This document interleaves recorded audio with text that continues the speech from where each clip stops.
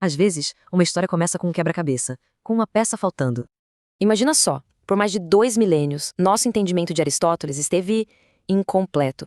Mas olha, não se trata de um livro perdido, e sim de uma chave que estava ali o tempo todo. A gente vive numa cultura dividida, né? Arte de um lado, ciência do outro. Lógica contra imaginação. E essa divisão toda, segundo a teoria, vem de um erro de leitura de Aristóteles. Ele nunca quis isso. A solução estaria na teoria dos 4 discursos. A ideia de que a fala humana é uma coisa só. Não são matérias diferentes, são 4 jeitos de usar a mesma ferramenta para entender o mundo. Pensa nisso como uma escada que sobe do possível até o que é certo, o concreto. O primeiro degrau é o poético. É ele que abre a imaginação para o que é simplesmente possível. Logo, depois vem a retórica, argumentando a favor do que parece fazer sentido, do que é plausível. Aí entra a dialética que põe essas ideias à prova. O debate busca o que é mais provável. E lá no topo, a analítica, a lógica. Ela prova o que é certo, construindo a base da ciência. Em cada degrau, o papel de quem ouve muda, de sonhador para juiz, de debatedor para aprendiz. Mas essa escada não é só sobre conhecimento. Ela é, na verdade, um mapa da nossa cultura. Cada era da história teve um discurso dominante. E o mais curioso, foi sempre na mesma ordem. Tá, mas e hoje? O que essa ideia antiga nos traz? Um jeito de juntar de novo o conhecimento. É um jeito de construir uma ponte sobre o abismo entre o pessoal da ciência e o pessoal das artes. A razão científica, então, não seria o contrário da poesia. Seria, na verdade, o seu fruto final. No fim, uma ideia de 2000 anos nos deixa uma pergunta bem atual sobre o nosso jeito de ver o mundo. Oi, pessoal! Hoje a gente vai mergulhar numa ideia que é, ao mesmo tempo, antiga e revolucionária.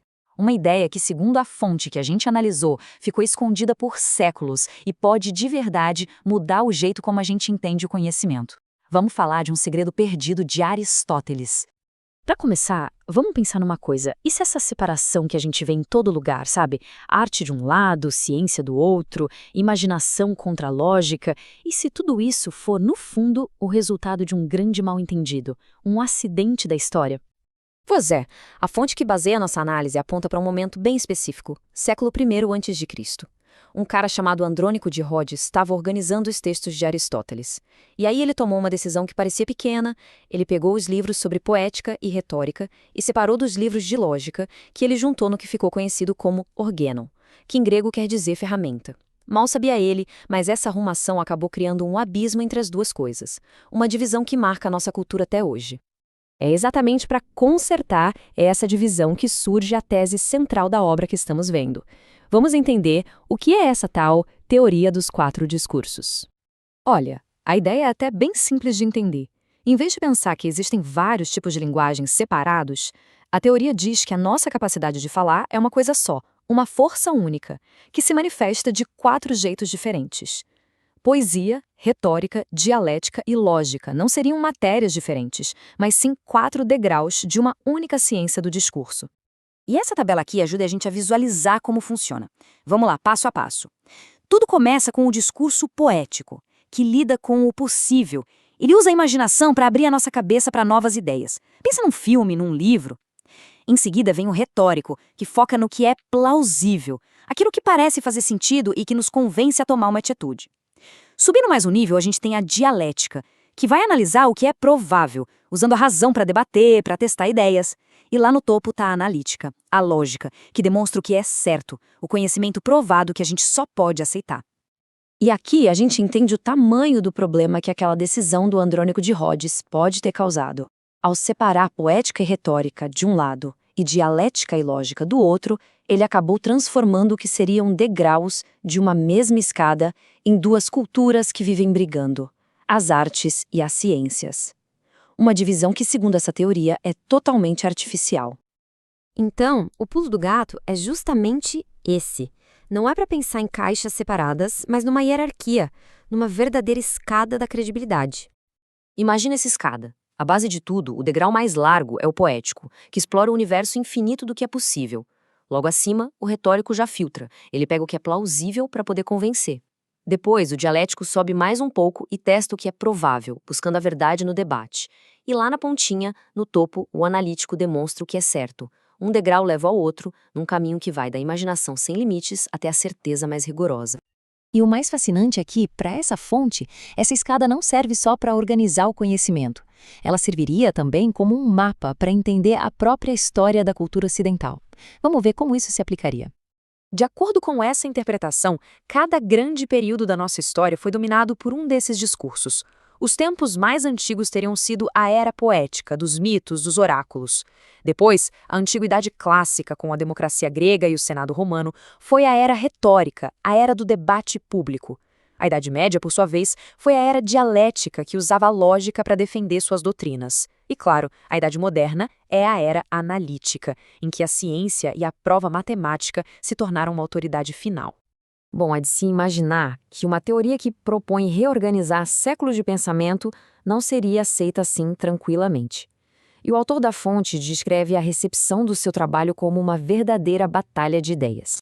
Olha, o autor não alivia nem um pouco ao descrever como o meio acadêmico reagiu à sua tese. Ele afirma que, em vez de um debate sério, o que ele recebeu foram ataques pessoais. Essa citação aqui, tirada do livro Dewey, dá o tom da polêmica que se formou em torno da obra, pelo menos do ponto de vista de quem a escreveu. Então, o que a fonte nos mostra, sem que a gente precise tomar partido, é a crônica de uma briga. O autor se viu numa luta contra o que ele chamou de ignorância invencível e uma espécie de solidariedade corporativa do mundo acadêmico que, na visão dele, simplesmente se fechou e se recusou a discutir a ideia a fundo. E tudo isso nos traz a uma reflexão final. E se essa teoria estiver certa? Se o conhecimento não for um campo de batalha entre arte e ciência, mas uma jornada única, uma escada só, o que isso mudaria na forma como a gente aprende na escola, como a gente faz ciência, ou até no jeito como conversamos uns com os outros? É uma pergunta que fica pra gente pensar. Olá! Hoje a gente vai fazer um resumo sobre o livro Aristóteles em Nova Perspectiva, de Olavo de Carvalho. Essa análise, que faz parte da série Os Livros que Me Tornaram Quem Sou, do Dr. Dário Santucci, basicamente vira de cabeça para baixo o que a gente acha que sabe sobre Aristóteles. A ideia central do livro é que existe uma teoria que unifica toda a obra dele, só que ela acabou se perdendo no tempo. Primeiro, que teoria é essa? É a chamada Teoria dos Quatro Discursos. Para Carvalho, a poética, a retórica, a dialética e a lógica não são coisas separadas. Pelo contrário, elas são como 4 degraus de uma mesma escada, uma única ciência do discurso, sabe? Essa escada sobe em nível de credibilidade. Começa com o possível da poesia, passa pelo verossímil da retórica, sobe para o provável da dialética e chega no topo, no certo, com a lógica. Segundo ponto, se isso é tão importante, por que a gente nunca ouviu falar? Bom, segundo o autor, foi quase um acidente histórico. Lá na antiguidade, um cara chamado Andrônico de Rhodes foi organizar os textos e, simplesmente, separou a poética e a retórica das obras de lógica. Essa organização acabou criando a imagem que a gente tem hoje de um Aristóteles fragmentado e puramente racionalista. E por último, e essa parte é fascinante, Carvalho usa essa teoria como um mapa para entender a história da cultura. Ele sugere que as civilizações evoluem passando por fases, cada uma dominada por um tipo de discurso. Do poético ao retórico, depois dialético, até chegar na nossa era, que é marcada pelo discurso lógico da ciência. No fim das contas, o livro nos mostra um Aristóteles que unificou todo o discurso humano, construindo uma ponte entre a imaginação poética e a certeza científica. Olá, bem-vindos a mais uma conversa aqui no The Deep Dive. Hoje a gente continua a nossa série especial, aquela baseada na seleção Os Livros que Me Tornaram Quem Sou, do Dr. Dário Santucci. Isso mesmo. E o livro da vez é um daqueles que prometem virar a mesa, sabe? Que olham para um gigante do pensamento e dizem, olha, acho que vocês leram isso errado por uns 2000 anos. É uma promessa em tanto. Pois é. Estamos falando de Aristóteles em Nova Perspectiva. Introdução à Teoria dos Quatro Discursos, de Olavo de Carvalho. É uma premissa ousada, para dizer o mínimo. A ideia central que a gente vai explorar hoje é que a obra de Aristóteles, poética, retórica, dialética e a lógica, não são tipo disciplinas separadas. Certo. Elas seriam partes de uma única ciência do discurso. Uma ideia que, segundo o autor, é a chave mestra para entender todo o projeto aristotélico, mas que teria se perdido, sumido na história. Exatamente. E nossa missão aqui é tentar entender essa chave. Mas, para isso, não dá para pular direto para a teoria. O livro já começa com uma polêmica. Nossa, uma polêmica tão inacreditável que parece ficção. É verdade. E essa história que o autor faz questão de contar em detalhes, ela é fundamental para a gente pegar o tom, o argumento da obra. É quase como se o livro viesse com a sua própria história de origem, né? Sem dúvida. A história da publicação é, na visão dele, um exemplo prático da tese que ele defende. Ele conta no prólogo que, lá em 1993, submeteu os originais para uma revista de prestígio, A Ciência Hoje. Ligada à SBPC, a Sociedade Brasileira para o Progresso da Ciência. Isso. E aí ele esperou, e esperou. Quase um ano depois, os textos foram devolvidos. E a justificativa da recusa, essa é a parte que, assim, é quase cômica. A carta dizia, em resumo, que o trabalho era interessante, mas, como tratava de educação em odontologia, Odontologia. talvez fosse mais adequado para uma revista especializada na área. É uma situação que parece piada, né? Imagina você passar anos reconstruindo o que acredita ser a mente de Aristóteles, e a primeira resposta que recebe do establishment acadêmico é: isso aqui parece ser sobre dentes. Exato. O autor, claro, não achou a menor graça na hora, ele viu isso como um sintoma de algo muito mais profundo. Certo. Não era só um engano bizarro, era um diagnóstico. Ele usa essa história toda para argumentar sobre o que ele chama de prodigiosa incultura filosófica da elite intelectual brasileira da época. Aham. A ideia é de que eles não conseguiam nem identificar o assunto de um texto filosófico, confundindo uma análise sobre os discursos de Aristóteles com, sei lá, um manual para dentistas. E a polêmica que veio depois na imprensa, segundo a narrativa dele, só piorou tudo. Ele alega que foi alvo de ataques pessoais, de críticos que, muitas vezes, admitiam publicamente não ter lido a obra que estavam atacando. Nossa. Toda essa confusão, os documentos, as cartas, tudo isso foi compilado num apêndice do livro com um título bem irônico, Aristóteles no Dentista. O que nos leva a uma frase dele que, para mim, resume tudo. Ele sentiu que a vida intelectual no Brasil era realmente um parecer sem nenhum ser por dentro. Forte essa frase. Ou seja, um mundo de opiniões e rótulos sem o trabalho de entender o objeto em questão. É com esse pano de fundo, de conflito e isolamento, que ele apresenta a tese. Então, vamos a ela. Que ideia era essa que supostamente ninguém entendia? A ideia é que o discurso humano é uma potência única. Não é que a gente tenha uma caixa de ferramentas, sabe? Com a poesia para emocionar, a retórica para convencer. E a lógica para provar. Como se fossem coisas diferentes. Exato. Para Aristóteles do Olavo de Carvalho, essas são 4 atualizações, 4 manifestações de uma mesma capacidade, formando uma espécie de escada de credibilidade. Uma escada, gostei dessa imagem. Então qual seria o primeiro degrau? O primeiro degrau, a base de tudo, é o discurso poético. O objeto da poesia é o possível, aquilo que pode existir, mesmo que não exista de fato. Tipo um dragão, um hobbit. Isso, um herói com superpoderes. A poesia se dirige à nossa imaginação e ela pede uma coisa da gente: a suspensão da descrença. Você não assiste a um filme de fantasia e fica gritando, isso é mentira, né? Claro que não. Você entra no jogo, aceita aquele universo como possível para que a história funcione. Ok, a imaginação do possível. E como a gente sobe desse degrau? A gente sobe para o discurso retórico. Aqui, o objeto já não é o meramente possível, mas o verossímil, aquilo que parece verdadeiro, que tem a aparência da verdade. Entendi. O objetivo da retórica é gerar uma crença firme, uma pistis, e mover a vontade de quem ouve para uma ação, uma decisão. Pensa num advogado no tribunal. Certo. Ele não está criando um mundo de fantasia. Ele está construindo a narrativa mais convincente, mais verossímil com as evidências que ele tem. O júri atua como um juiz que precisa decidir. Acredito ou não acredito?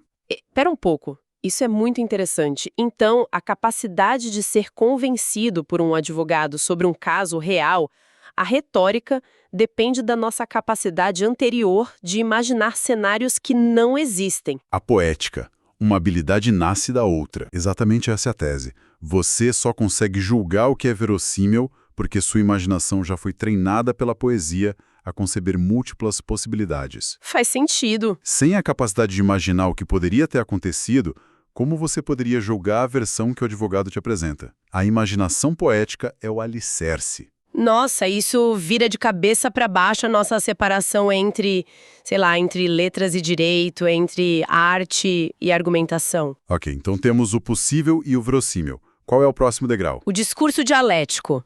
Se a retórica quer estabelecer uma crença, a dialética quer testá-la. Ah, ok. O objeto aqui é o provável.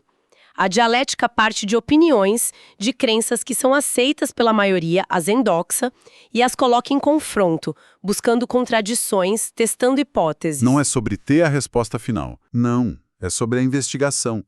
É o método socrático em ação, sabe? Um diálogo rigoroso que vai purificando as ideias. O livro chama de uma lógica da descoberta, não da prova final. Entendi.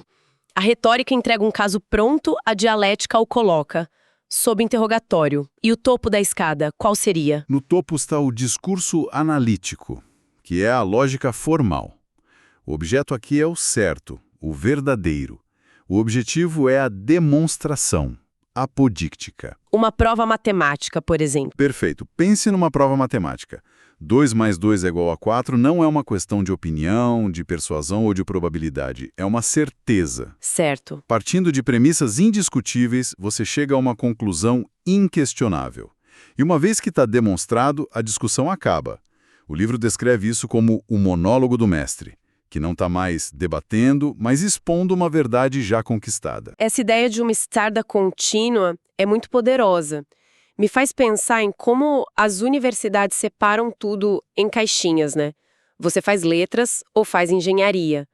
A ideia de que o pensamento poético é a raiz do pensamento científico parece quase proibida nesse sistema. E essa é exatamente a crítica do livro. O autor chama essa separação de uma esquizofrenia cultural. O Aristóteles, que emerge dessa leitura, não é o racionalista frio que cataloga o mundo em partes isoladas. Não. Mas um pensador obcecado com a unidade do conhecimento. E essa escada do discurso tem um paralelo perfeito na teoria do conhecimento do próprio Aristóteles. Como assim? Explica isso melhor. Para Aristóteles, o nosso conhecimento individual segue o mesmo caminho. Tudo começa com os dados brutos dos nossos sentidos, certo? Certo. Mas esses dados não vão direto para a razão. Eles primeiro precisam ser processados pela fantasia, que para ele engloba a imaginação e a memória. A imaginação cria as imagens mentais, a partir das quais a nossa inteligência pode então abstrair os conceitos lógicos. A imaginação é a ponte. A ponte, exato. Sem ela, a razão estaria cega. O que a teoria dos 4 discursos propõe é que a cultura como um todo funciona da mesma maneira. A imaginação poética é a raiz da qual brota como fruto mais alto a razão científica. Uau! Então, a tese não é só sobre classificar tipos de texto. É sobre a estrutura da própria consciência humana e da cultura. E o livro não para por aí, né? Ele aplica essa escada à história do mundo. Sim, ele propõe o que chama de princípio da sucessão dos discursos dominantes.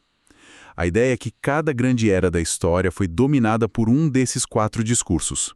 E na mesma ordem. Começaria com uma era poética? Exato. A era dos mitos, dos oráculos, das escrituras sagradas como os Vedas, os poemas de Homero. Nessa era, a palavra não apenas descreve a realidade, ela é a realidade. Tem um poder quase mágico. Isso. A palavra do sacerdote ou do poeta tem um poder que une o sujeito e o objeto. A verdade é revelada através de uma imagem, de uma história. E depois, com os gregos, a coisa muda? Muda para a era retórica. Com o surgimento da polis, da cidade-estado, da democracia, o poder sai das mãos dos sacerdotes e vai para a praça pública. A ágora. E quem domina a assembleia? O orador? O discurso que persuade, que move a cidade a tomar decisões sobre guerra, paz, leis. Ele se torna a forma mais alta de conhecimento prático. E a dialética, imagino que Sócrates seja um marco aí. Ele é o marco inicial, a era dialética.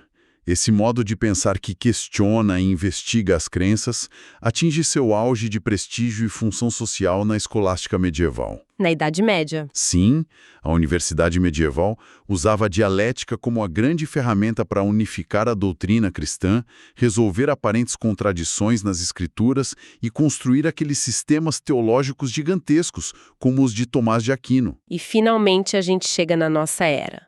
A era analítica. Que começa com o racionalismo de Descartes e Spinoza no século XVII e atinge o cume com a ciência moderna e a lógica matemática no século XX. Hoje, o discurso de maior prestígio é o científico, né? Sem dúvida. A gente quer provas, dados, demonstrações. A verdade apodíctica é o padrão ouro. Mas, e o que acontece com os discursos mais antigos? A poesia não sumiu. A retórica ainda existe. E esse é um ponto crucial. Eles não desaparecem, mas mudam de função social. Pedem o status de discurso dominante. A poesia, que já foi a linguagem da verdade religiosa coletiva, se torna um veículo para a expressão de sentimentos individuais, subjetivos.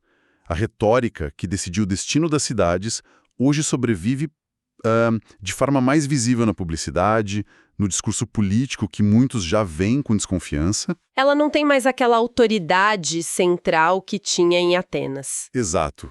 É como se fossem reis destronados que agora têm empregos mais modestos no reino. Gostei da analogia. Eles são incorporados e transformados pela nova estrutura dominante.